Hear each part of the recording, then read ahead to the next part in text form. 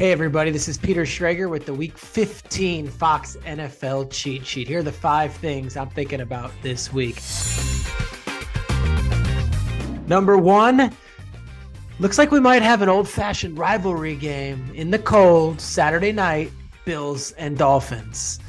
I'll just tell you straight up, this is the game I'm most excited for. It's because I'm going to be there. I'm going to be working the sidelines for this game, and I will be roaming the Buffalo and Miami sidelines in what looks to be frigid temperatures. And this brings me back to my childhood, late 80s, early 90s, cold weather, December, Dolphins Bills when the games mattered most. I went on a deep dive of this rivalry, and in the 1970s, the Dolphins were 20-0 against the Bills, beat them all 20 times. But in the 80s and 90s, ever since Marv Levy took over in 87 for the Bills were 17-4 from 1987 to 1995 in games against the Dolphins. So this thing has been swinging back and forth the last 2 decades. Neither team has really taken the edge.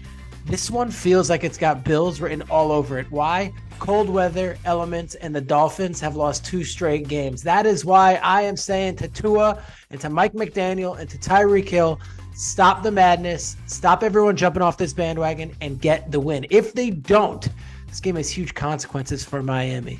The Chargers, they could beat the Titans, and they already have the tiebreaker over the Dolphins. The Bengals, they're in that wild card hunt. They have the tiebreaker over the Dolphins. The Jets, they beat the Dolphins earlier this year. They have the tiebreaker over the Dolphins.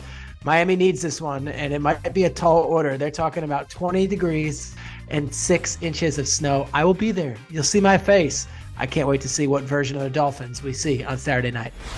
Number 2, how about a little Jared Goff appreciation? Jared Goff was dismissed as a punchline to some joke or some, answer to a trivia question that would be given on Sports Jeopardy 10 years from now. This player was thrown in a deal with 2 other first-round picks and a third-round pick for Super Bowl champion Matthew Stafford. Who is Jared Goff? Well, a year later, after the Super Bowl season for Stafford, it looks like Goff has found a home in Detroit and is no longer a joke. He's 8th in the league in passing yards. He's 5th in the league in passing touchdowns.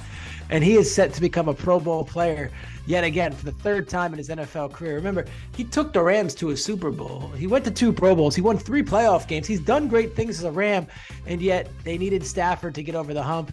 I don't think either team regrets that trade now. Obviously, the Rams, their season has hit the skids, but they did win a Super Bowl last year. As for the Lions, they might become the first team in NFL history to make the playoffs after a 1-6 start to a season. They're red hot. They've got a path there.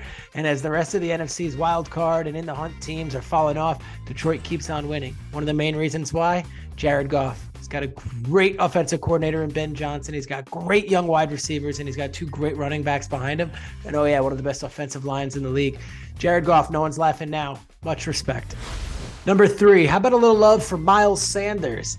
We've heard all about Jalen Hurts. We've heard all about A.J. Brown. We've heard all about the offensive line. I want to give the running backs some love. Miles Sanders is having a 1,000-yard season already. He's already eclipsed that.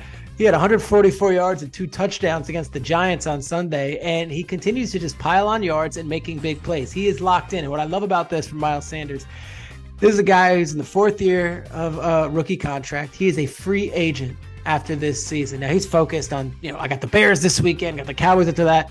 I spoke to him before the game against the Giants on Sunday, and the guy's dialed in, and I get it. He's not thinking about free agency. Miles Sanders might make some real bank because he is still in his early 20s and he is getting better and better. And he is just another piece to what's been an incredible Eagles offense this season. I spoke with his running backs coach, Jamal Singleton, on my podcast, The Season with Peter Schrager this week. And he was saying that Miles Sanders, not only does he love running and catching, this dude loves blocking. He is the ultimate running back for what that Philly offense is doing this season. I don't think anyone had Miles Sanders in the conversation for breakout player of 2022, but here he is having a career year in year number 4 of his NFL career.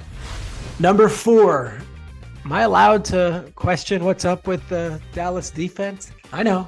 Cowboys fans, I hear you. Last week was alarming. Alarming because it was the first time all season they didn't have 2 sacks in a game. In fact, they didn't have any sacks in the game against a beat-up Houston Texans team. Alarming that Jeff Driscoll looked awfully comfortable under center against that Dallas defense. Alarming that maybe they were focused on the Eagles on Christmas Eve or the Jaguars this week and took the Texans maybe for granted. Alarming that Micah Parsons, for the first time in his career, had a stat line of no sacks, no tackles for a loss, no tackles, and 1 pressure on the day. I love this Dallas defense. I love Dan Quinn. I love everything that they bring to the table, but they can't be doing that. They can't lay any of these eggs anymore. That defense needs to lead the way this year for Dallas. And I'm just saying, in that race for Defensive Player of the Year, it's been Micah Parsons and Nick Bosa all season long. I don't know if Bosa took the lead with that performance from Parsons last week. Number 5, Giants, Washington, for all the marbles.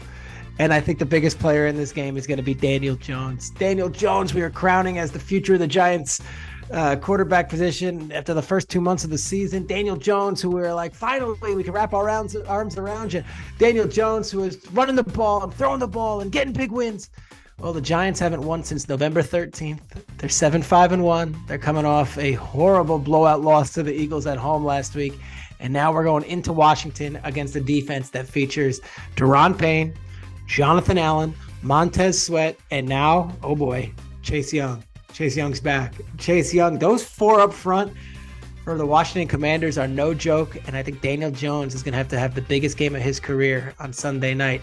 This could be one of those $10 million games for Jones. If they win and they find a way to keep on winning and make the playoffs, it's hard not to give Daniel Jones an extension. And if they lose this game and Daniel Jones doesn't play well on national TV and they somehow miss the playoffs after that hot start, let me remind you, Joe Shane, the GM, he inherited Daniel Jones.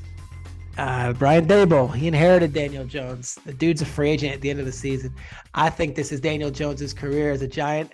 I hate to be so dramatic. This could be it at the crossroads. Play great, win, national TV, rah, here we go, you're our guy. Lose another one, and they might be looking elsewhere. That's it for the Fox NFL cheat sheet for the week. I will be in Buffalo Saturday night. Keep an eye on those sidelines. But Sunday morning, you better believe I'm watching my guy Messi. I want to see what he can do and if Argentina can hoist that World Cup on Fox.